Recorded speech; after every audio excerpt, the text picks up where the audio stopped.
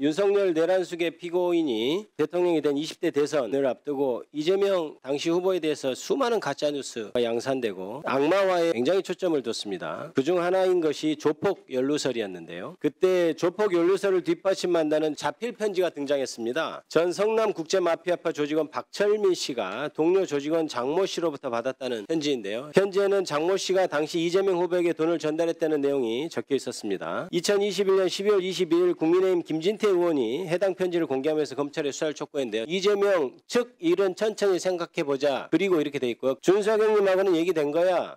생각해보니 이 지사 측에 내가 현금으로 준 건 7차례 정도 10억 정도 다음 서신에 얘기해 줄게 이렇게 돼 있습니다. 대검찰청에서 문서 감정을 했는데 보십시오. 전문적인 빛을 쏘는 그런 건가 봐요. 비춰보면 가필된 것을 알 수 있죠. 이재명 측 일은 천천히 생각해보자. 이것을 왜 넣었을까요? 저 문장을 빼고 오늘은 다름이 아니고 한세가 철민 이렇게 가면 자연스러운데 즉 편지가 뒤에만 조작한 게 아니고 앞에서부터 그 얘기 있다고 지금 일부러 하나 더 넣은 거예요. 가필해서 춥다. 더 쓰고 싶은데 펜이 잘 안 나온다. 이건 왜 가필했을까요? 이게 나중에 기준점이 되는 글씨들이기 때문에 뒤에 거하고 비교해서 비슷한 글자들을 지금 널어 넣는 거죠. 뒤에 제일 중요한 얘기 10억이 가니마니 하는 것을 지금 글자가 잘 비슷하게 안 되니까 막 가필을 합니다. 전혀 펜이 안 나오는 상황이 아니에요. 지금 그 전에 글자들은. 그런데 위에도 하나씩 가필을 조금 해놓고 마치 펜이 안 나와서 한 것처럼 그렇게 얘기를 해놓죠. 이것만 보더라도 그 자체로 조작된 것을 알 수 있어요. 그런데 일주일 뒤 사건을 맡은 수원지검이 대검찰청 법과학 분석과에 해당 편지가 장모 씨가 쓴 편지가 맞는지 감정을 의뢰합니다. 70일이 지난 대선 하루 전날 2020년 3월 8일에야 비로소 감정과 모두의 공통된 의견을 도출하지 못했다 이렇게 돼 있는데 이 뇌물 편지는 결국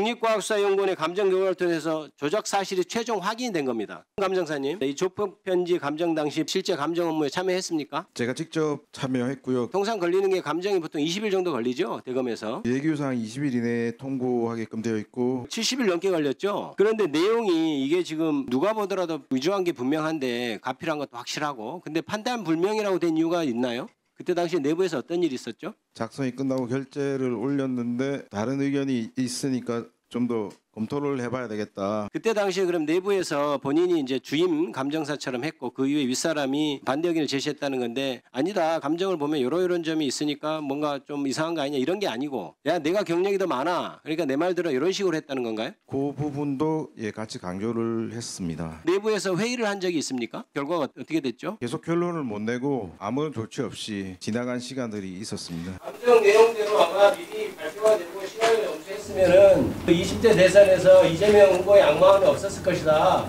이런 생각을 하면서 제 질의를 마치겠습니다.